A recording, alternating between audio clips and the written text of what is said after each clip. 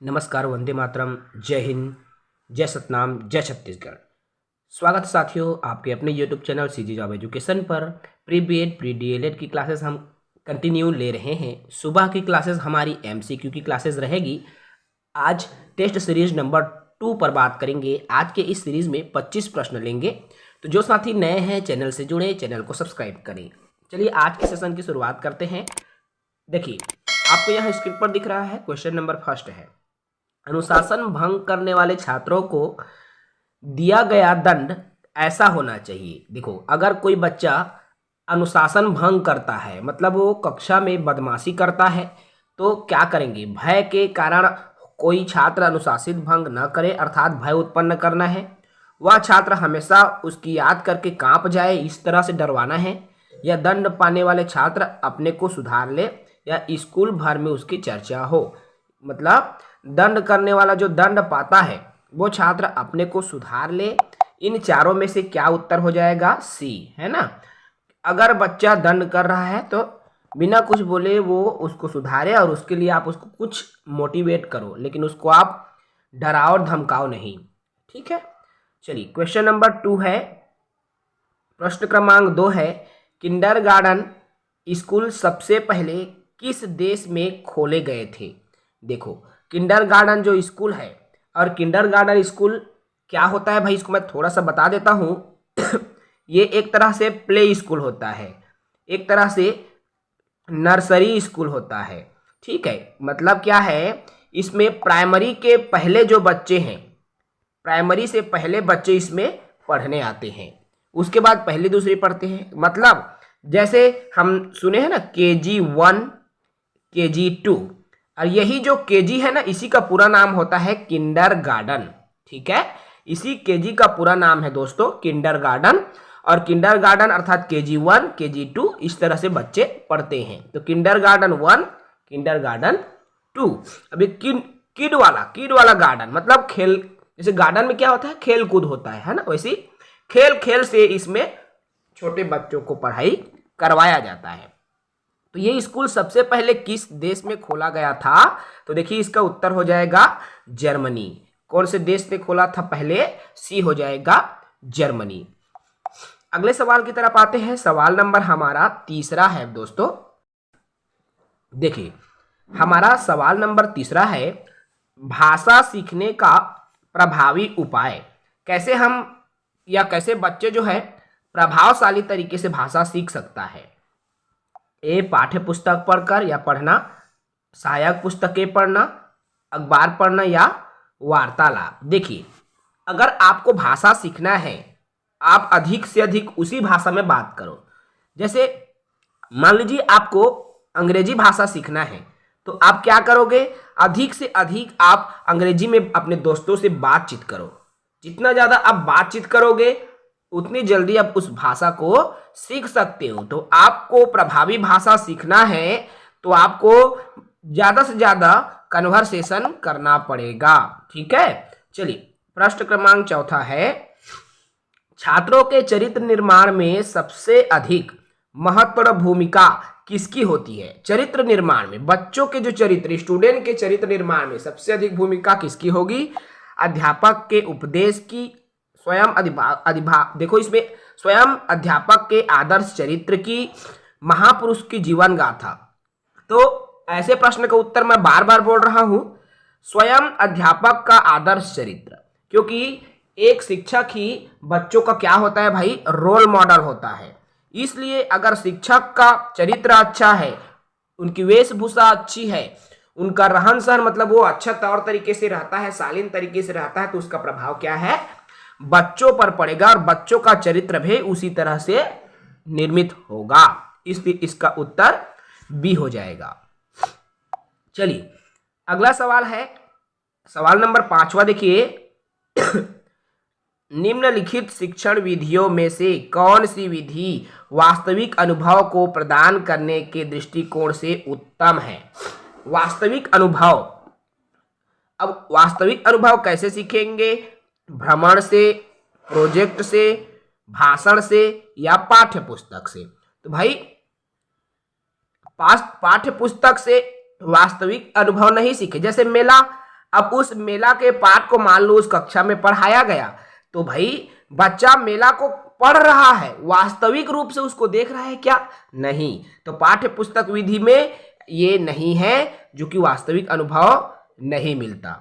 भाषण से भी, मेला के बारे में लंबा लंबा आपने भाषण दे दिया बच्चों को, इससे भी नहीं मिलेगा। तो ये दो चीजें हैं, आप एक तो प्रोजेक्ट बनवा सकते हो या भ्रमण। अब इन दोनों में उत्तम कौन है? तो भ्रमण। देखो, प्रोजेक्ट बनाओगे आप, सुनकर, पढ़कर, मोबाइल इत्यादि में देखकर प्रोजेक्ट बनाओगे तो इससे भी वास्तविक अनुभव नहीं होगा। लेकिन भ्रमण से क्या होगा? आप उस क्षेत्र में भ्रमण करने जाओगे जिसके बारे में हमको जानना है। जैसे मैंने अभी कहा कि मेला के बारे में जानना है, अब आप क्या करोगे? मेला के बारे में जानना है तो वहां की भ्रमण करोगे, वहां मेला में कौन कौन से दुकान है, क्या है, हर वो चीज आपने देखा मेला में जाकर। तो ये भ्रमण विधि जो है वास्तविक अनुभव प्रदान करने के लिए सर्वोत्तम है। ठीक है, आगे बात करें प्रश्न क्रमांक 6वां। निःशुल्क और अनिवार्य प्राइमरी शिक्षा लागू होने के फलस्वरूप बालकों में साक्षरता बढ़ी है, ग्रामीण क्षेत्रों में साक्षरता बढ़ी है, देशों में साक्षरता बढ़ी है, ये सभी। तो उत्तर हो जाएगा ये सभी। भाई जब अनिवार्य, निःशुल्क एवं अनिवार्य शिक्षा जब आई, अर्थात पढ़ने के लिए फीस न लगे, तो इसमें क्या है? गरीब वर्ग के बालक बालिकाएं भी जो है साक्षर होंगी, है ना, बालिकाएं भी साक्षर होंगी। फीस नहीं लगा थी बेटी तहु जा पढ़े ला, इसे कहती है ना। गांव गांव के लइका मन घलाक जा हमन बुता करे जाथन, तुमन जावा पढ़िया, ऐसे करके भेज देते हैं, है ना। तो जब बालक की साक्षरता बढ़ेगी, गांव की साक्षरता बढ़ेगी, तो फिर देश भी साक्षर होगा, है ना। तो ये तीनों चीजें किसमें आ जाएगी? इनमें सभी आ जाएगा। ठीक है, अगला सवाल, सवाल नंबर 7वां। नर्सरी स्कूलों की शुरुआत किसने की थी? देखो, नर्सरी स्कूल की शुरुआत किसने की थी? ये भी बहुत इंपॉर्टेंट प्रश्न है ना। और इस तरह के प्रश्न हमारे थ्योरी क्लास में आपको बिल्कुल देखने को मिलेगा। आप कंटिन्यू क्लास लेते रहें, 24-25 आपको थ्योरी क्लास मिलेगी शिक्षण अभिरुचि की, बहुत ही इंपॉर्टेंट क्लास है। आपको ये तमाम चीजें वहां से पता चलेगा।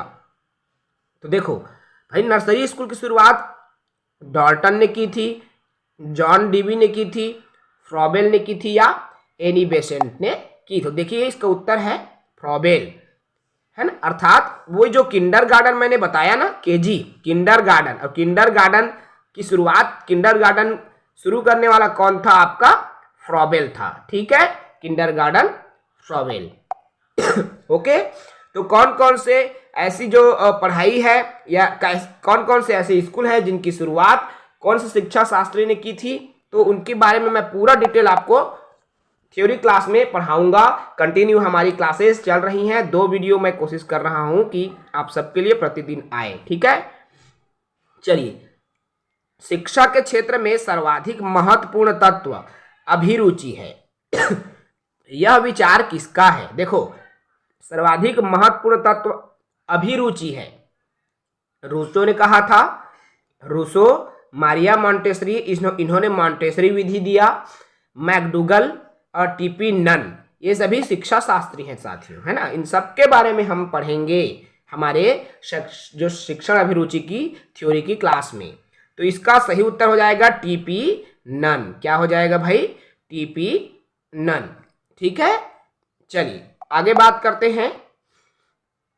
अगला है हमारा, आजकल के आवासीय स्कूलों की तरह भारतीय पद्धति के स्कूल थे। भाई आज आवासीय स्कूल हो गया है, जैसे आपका एकलव्य आदर्श आवासीय विद्यालय, है ना। तो इस तरह से कई सारे स्कूल हैं जो आवासीय हैं।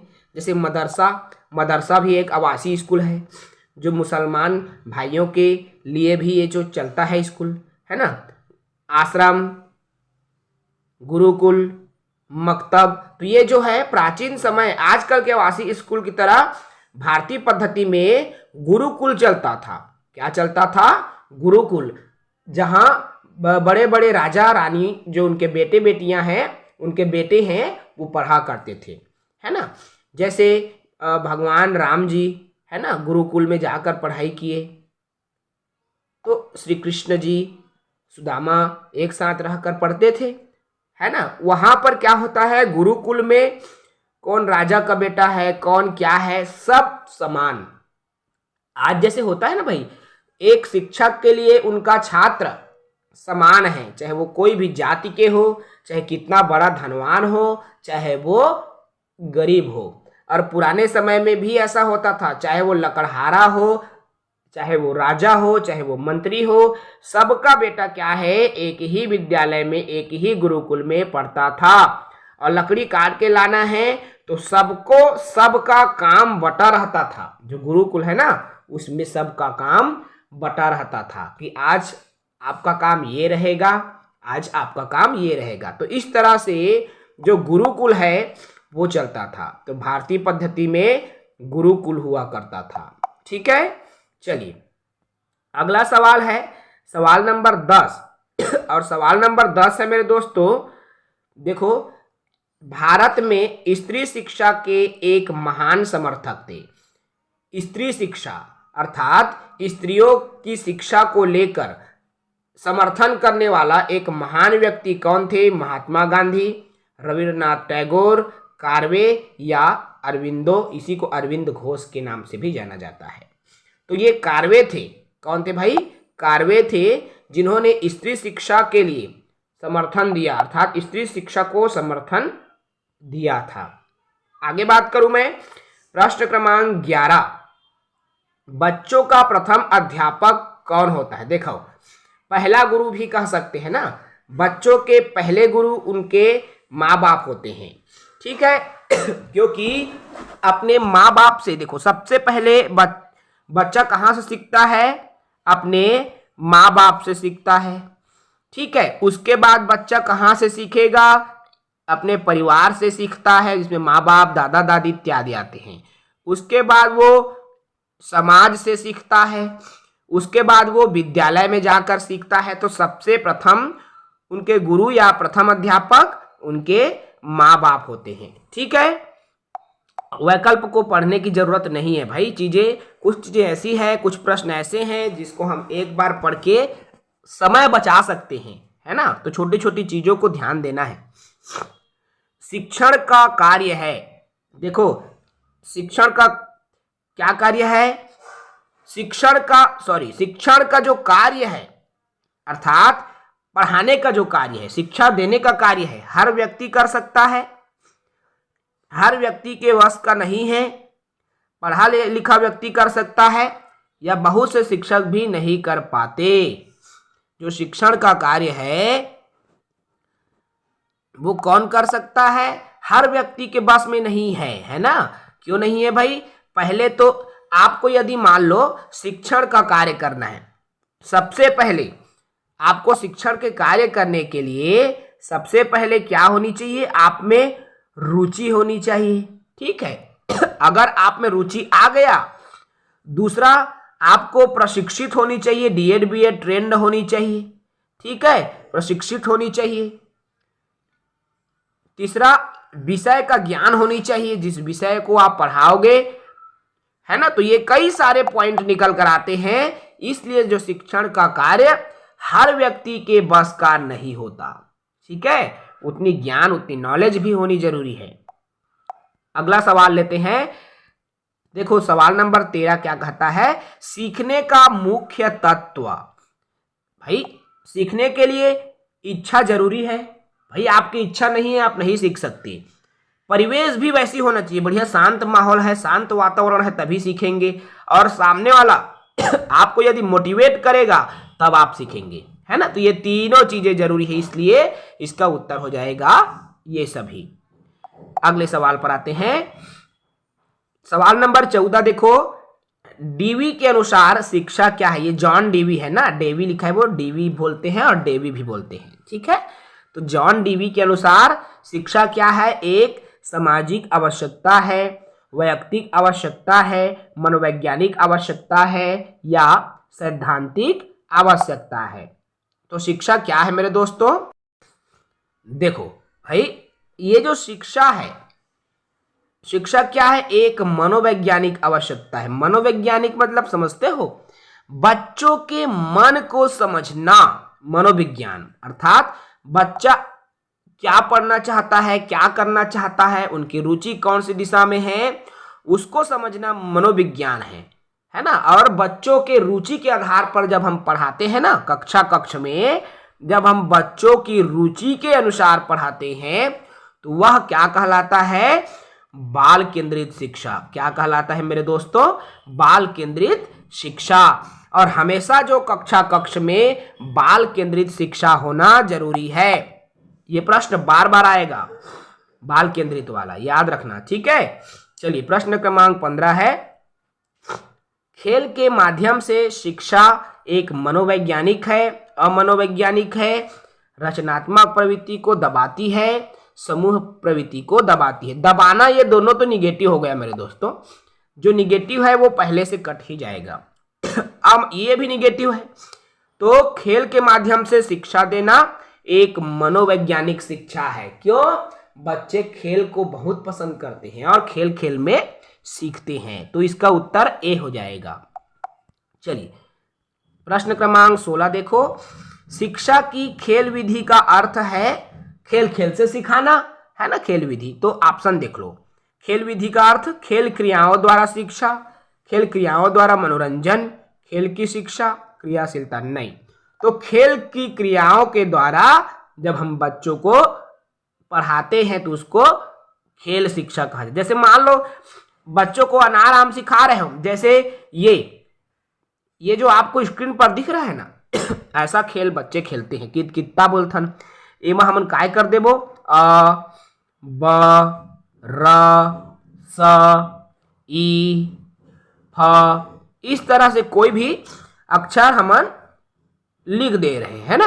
अब क्या करते बच्चे मन, देखो यहाँ पे हम बच्चों को बोल रहे हैं कि बेटा स में जाओ, स में कूद के गया, र में जाओ, म में जाओ, इस तरह से वो कूद के जा रहा है। मतलब ये जिसमें अनार आम सीख रहा है बच्चा, वर्णमाला सीख रहा है। और किससे सीख रहा है भाई, खेल क्रियाओं के द्वारा। तो शिक्षा की विधि ये खेल क्रिया के द्वारा शिक्षा की विधि का अर्थ है, ठीक है। चलो 17 नंबर देखो, पाठ योजना तभी सही बन सकेगी जब शिक्षक को छात्रों के पूर्व ज्ञान का पता हो, विभिन्न शिक्षण विधियों का ज्ञान हो, शिक्षण सिद्धांतों का ज्ञान हो, और ये सभी देख लो। अब भाई आप पाठ योजना बनाओगे, पाठ योजना मतलब पढ़ाने से पहले जो योजना हम बना के रखते हैं कि क्या पढ़ाना है, कैसे पढ़ाना है ना, उसी को पाठ योजना बोला जाता है। और पाठ योजना पूर्व ज्ञान भाई पहले जरूरी है, पूर्व ज्ञान बहुत जरूरी है भाई। बच्चे कितना जानते हैं, क्या जानते हैं, वो जानोगे, उसके आधार पर हम पाठ योजना सही बना पाएंगे। शिक्षण विधि का भी एक शिक्षक को ज्ञान होना चाहिए कि कौन सी विधि के बच्चों पढ़ाऊंगा, है ना, कौन सी विधि से मैं बच्चों का जो है बच्चों को पढ़ा सकता हूं, तो वो विधि का भी ज्ञान होना चाहिए। शिक्षण सिद्धांत का ज्ञान, मतलब ये तीनों चीजें इसमें इंक्लूड रहेगी, ठीक है, इसलिए ये सभी इसका उत्तर आ जाएगा। अगला सवाल देखो, सवाल नंबर 18 है, अभ्यास से क्या होता है। भाई बच्चा अभ्यास करेगा, उससे क्या होगा, ज्ञान प्राप्त होगा, ज्ञानेंद्रियों का प्रशिक्षण होगा, याद होता है, याद होना निगेटिव है भाई, याद रखना, ये बिल्कुल निगेटिव। गृह कार्य नियमित करने की आदत पड़ती है। भाई अभ्यास की बात हो रही है, ये तो सटीक नहीं है, ये ज्ञानेंद्रियों का प्रशिक्षण होता है। और ज्ञानेंद्री, अब यहां पर एक शब्द निकल कर आ गया, ज्ञानेंद्री। अब ये ज्ञानेंद्री क्या है, दो प्रकार की इंद्रियां होती है, ठीक है मेरे दोस्तों। एक तो होता है ज्ञानेंद्री, ठीक है, ज्ञानेंद्री, और एक होता है कर्मेंद्री। ज्ञानेंद्री और कर्मेंद्री। ज्ञानेंद्री 5 प्रकार के होते हैं, आंख, कान, नाक, त्वचा, जीभ, इस तरह से, है ना, 5 प्रकार की ज्ञानेंद्रियां होती है। जैसे आंख के माध्यम से देख करके भी हम अभ्यास करते हैं, कान से सुनकर, है ना, नाक से सूंघ कर, त्वचा से महसूस करके, जीभ से स्वाद को। तो इस तरह से ये 5 प्रकार की ज्ञानेंद्रियां होती हैं। और एक कर्मेंद्रियां होती है। कर्मेंद्री वो सिर्फ होता है क्या, हमारा मन। जो मन हमारा कर्मेंद्री है, और 5 प्रकार की ज्ञानेंद्रियां मैंने अभी बताया है। ठीक है, तो इसका उत्तर अभ्यास से क्या होता है, ज्ञानेंद्रियों का प्रशिक्षण होता है। ठीक है मेरे दोस्तों, चलिए सवाल नंबर 19 देखो। छात्रों के आवेगों का दमन करने से संभवतः, अब छात्रों के जो आवेग हैं उसको यदि हम दमन कर दें, डांट खपट के उसको चुप करा दें, तो क्या होगा, वे अनुशासन मानने लगेंगे, उनमें विद्रोह की भावना पनपने लगती है, उनकी सृजनात्मक शक्ति कुंठित हो जाती है। बी और सी, तो बिल्कुल बी और सी। अगर हम ऐसा करेंगे तो उसमें विद्रोह की भावना आएगी और उसमें सृजनात्मक शक्ति मतलब सीखने की शक्ति जो है कुंठित हो जाती है, मतलब कम हो जाती है। तो बच्चों को उनके आवेग मतलब एक तरह से जिज्ञासा कहें, है ना, बच्चों की जिज्ञासा को हमको रोकना नहीं चाहिए। जैसे बार बार छोटे बच्चे होते हैं ना, मम्मी एक आए, पप्पा एक आए, सवाल पूछने लगते हैं, बार बार सवाल पूछते हैं, तो उन सवालों के जवाब दो आप उसको, है ना। अगर उस वहीं पर अगर उसको डांट दिए ना छोटे बच्चों को कि चुप बार बार पूछत रहते, तो बच्चे का जो आवेगों का दमन होगा और इससे बच्चा फिर आगे चल के वो बच्चा होशियार नहीं हो सकता या कोई भी समस्या आ सकती है, उनमें विद्रोह की भावना भी आ सकती है, वो सीखने की क्षमता कम हो सकती है। इसलिए बच्चा सवाल पूछ रहा है तो बहुत अच्छी बात है ना, बहुत अच्छी बात है साथियों। तो आपको ये छोटी छोटी चीजें ध्यान देना है। अगला सवाल है सवाल नंबर 20। शिक्षा में प्रयोजनवाद की विचारधारा का प्रवर्तक। देखो, अब शिक्षा में जो प्रयोजनवाद है, प्रयोजनवाद की विचारधारा किसने दी है? विकल्प में Kilpatrick, pestology, William James, John Dewey. तो सही उत्तर हो जाएगा भाई सी, विलियम जेम्स। और विलियम जेम्स ने प्रयोजनवाद की विचारधारा के इसी को प्रवर्तक माना जाता है।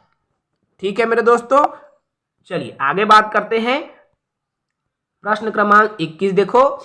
शिक्षण की डाल्टन विधि आरंभ करने का श्रेय, देखो नाम से स्पष्ट है डाल्टन, तो डॉक्टर डाल्टन ने डाल्टन विधि को दिया था, है ना भाई।